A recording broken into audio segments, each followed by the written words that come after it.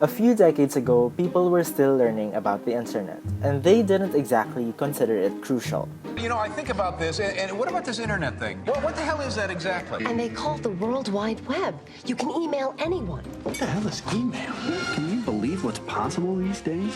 Conversations through your computer? But now, it seems that we can't even function without it. Jobs require online applications. Parents around the country know that their kids can't get an adequate education without internet access. I mean, people tweeting that they needed to be rescued and a boat coming. It's truly been life-saving. The internet has become essential to our lives. Now, these networks have become central to us, from banking, transport, agriculture, governments. There are billions of users around the world who rely on the internet to live their daily lives. But a lot of us still don't know how exactly things work in this vast realm of interconnected networks. A network worth protecting.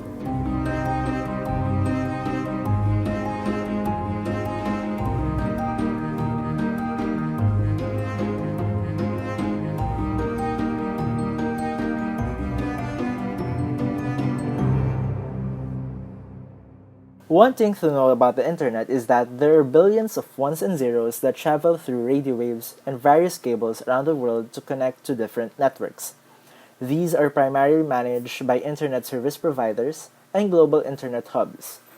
They connect several wire pathways around the world. So your email or your message to a friend or someone's college application or job offer are one of the many data that flow into these cables and travel through high frequencies.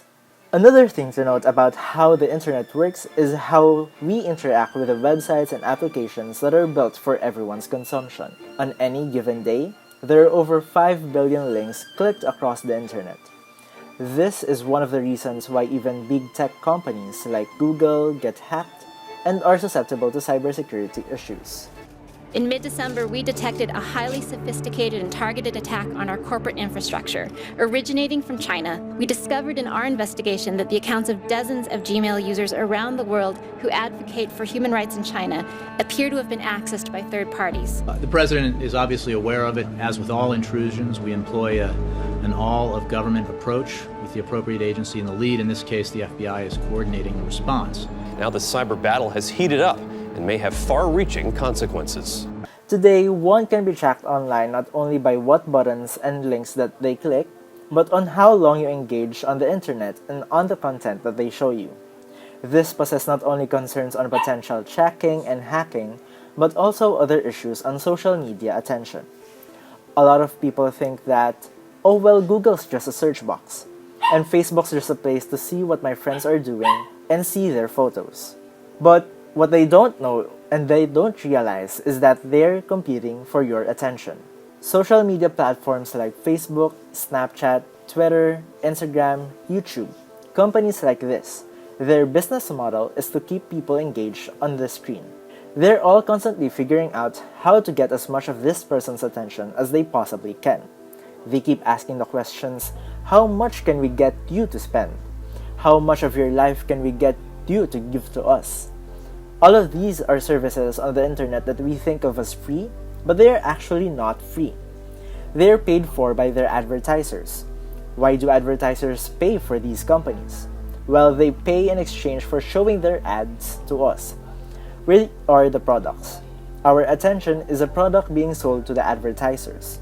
The advertisers are the customers of the internet. We, the users, are the things that are being sold. The classic saying goes, if you're not paying for the product, then you are the product. Most social media platforms make use of the social graph. A social graph is the web of accounts you follow, and it determines most of the content you see on Facebook, Twitter, Instagram, and Snapchat. The problem with that approach is that it can feel like work. Building up a social network takes time. You're not necessarily going to like every post and photos from the accounts that you follow, and it's hard to find accounts that you would like but don't know about. TikTok, on the other hand, takes a different approach. TikTok's frictionless personalization is what made the app an instant success around the world.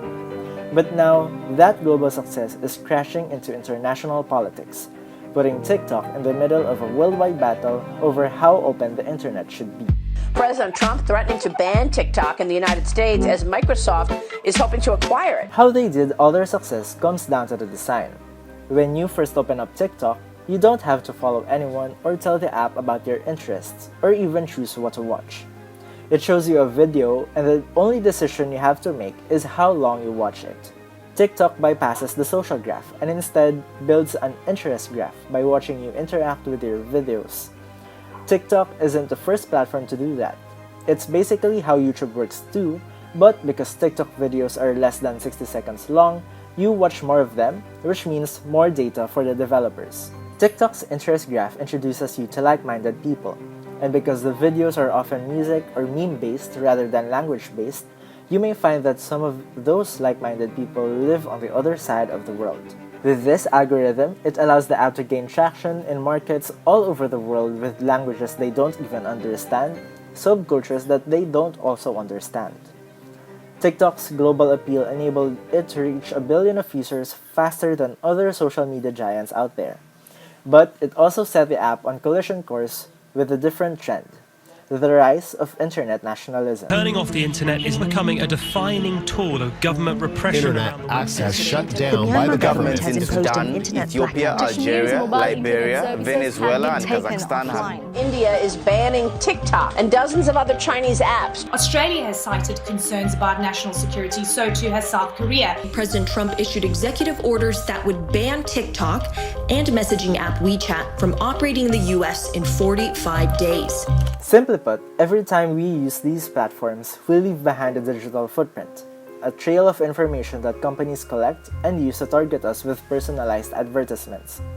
These digital footprints can also be used by hackers to see your movements online and get critical information of you. This raises important questions about privacy and how our personal data are being utilized. One significant concern related to social media platforms and other apps is app tracking. Data like your age, location, health information, spending habits, and your browsing history, to name a few. Such information can help to map your runs, tag your photos, or track your location, so a nearby store can offer you discounts. But some apps have trackers embedded in them that are taking more data than they need, sharing it with third parties like advertisers and data brokers. They collect thousands of pieces of information about you to create a digital profile that they sell to others. These third parties use your profile to target you with ads, and they can also use it to predict and influence your behaviors and decisions. This has been happening without your knowledge and your permission.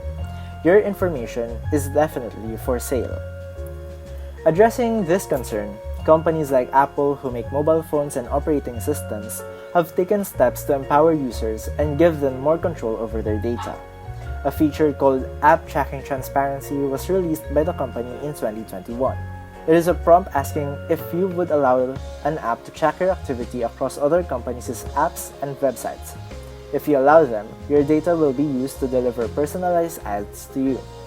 It is a feature that gives you a choice on how apps use and share your data. This is a very simple new feature that puts your data back into your control. Companies empowering users to make informed decisions about their data is one ethical practice in information technology. Steps that one take at a personal level are another.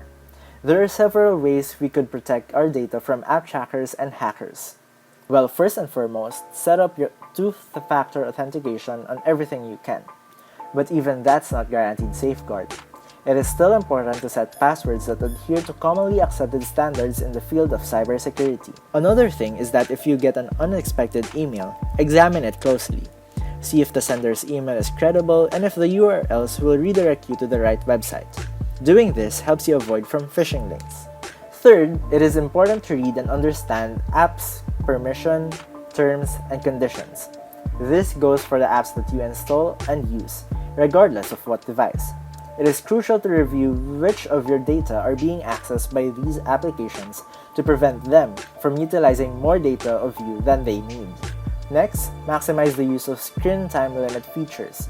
As social media platforms are designed to capture and maintain users' attention, it is critical to promote self-awareness and mindful usage. Excessive screen time has negative effect on one's mental health, productivity, and overall well-being. With this, not only will you prevent addictive patterns, but also limit apps from understanding your profile and preferences. Ultimately, it is important to find a healthy balance of your online and offline lives. Remember, proactively staying vigilant and informed about cybersecurity threats, issues, and internet ethics are crucial in protecting yourself and your digital assets in this ever-evolving space. Whatever you choose to do online should and is up to you. That will be all, and thank you.